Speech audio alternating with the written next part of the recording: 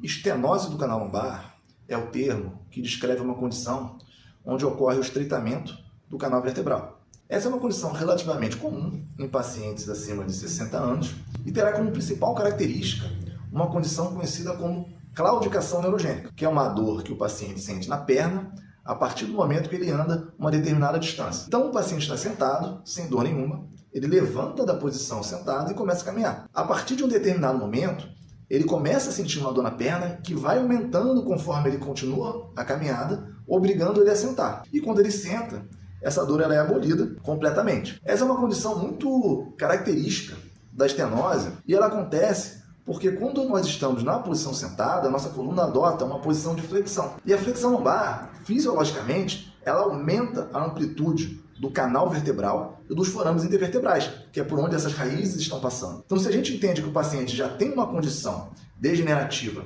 onde naturalmente o canal vertebral ele está mais estreito, a partir do momento que ele está sentado, ele tem um alívio porque você tem um afrouxamento dessa irritação mecânica. Agora, a partir do momento que ele levanta e começa a andar, a posição ereta ela gera uma extensão da nossa coluna lombar, que fisiologicamente já gera uma diminuição do espaço, que no paciente saudável, o espaço ele é o suficiente, mas no paciente com estenose, pelo fato do canal já ter uma compressão, já ter uma diminuição do seu espaço, quando ele fica em pé, ocorre um ligeiro estreitamento e uma ligeira irritação mecânica, que no primeiro momento não provoca dor, porque é uma compressão neurovascular. Mas a partir do momento que ele anda e passa um determinado tempo, essa dor começa a aparecer por uma irritação acumulativa que vai acontecendo na região, a ponto de gerar uma dor irradiada na perna e obrigar ele a sentar. Quando ele senta, como foi dito anteriormente, a dor ela é completamente solucionada. E aí ele levanta de novo e a dor vai voltar novamente. Essa é a segunda característica da estenose.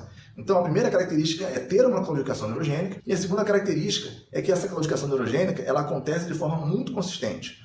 O que isso quer dizer? Toda vez que o paciente andar, ele vai sentir a dor e toda vez que ele sentar, ele vai ter um alívio.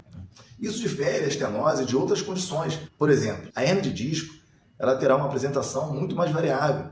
Então você não tem um padrão pré-determinado. Então tem pacientes que vão ter dor em pé, tem paciente que vai ter dor sentado, tem paciente que vai ter dor o tempo todo.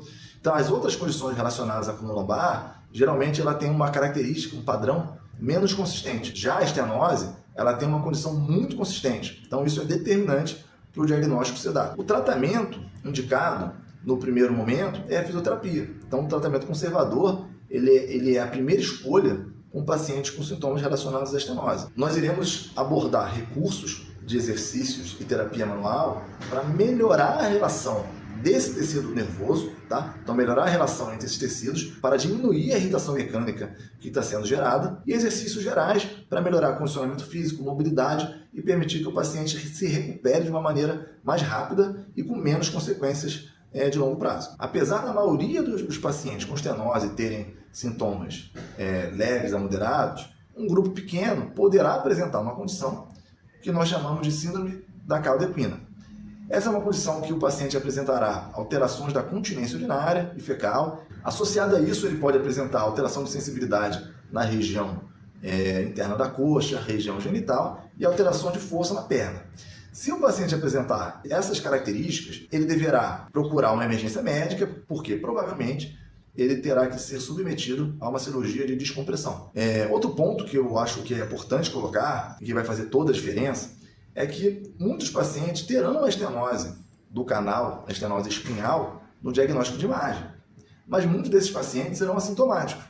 Então, quando o paciente apresentar uma dor lombar que não tem as características clínicas claras da estenose, que será claudicação neurogênica e apresentação consistente dos sintomas, como foi dito anteriormente, e apresentar uma dor lombar, uma dor na região glútea, uma dor intermitente, provavelmente a causa da dor dele não é estenose. Então ele terá uma estenose assintomática, que faz parte do processo natural dele de envelhecimento, mas na verdade a causa da dor dele é outra. Então essa causa da dor tem que ser investigada e o tratamento será outro. Então o tratamento não será a mesma abordagem que nós iremos realizar no paciente com estenose espinhal.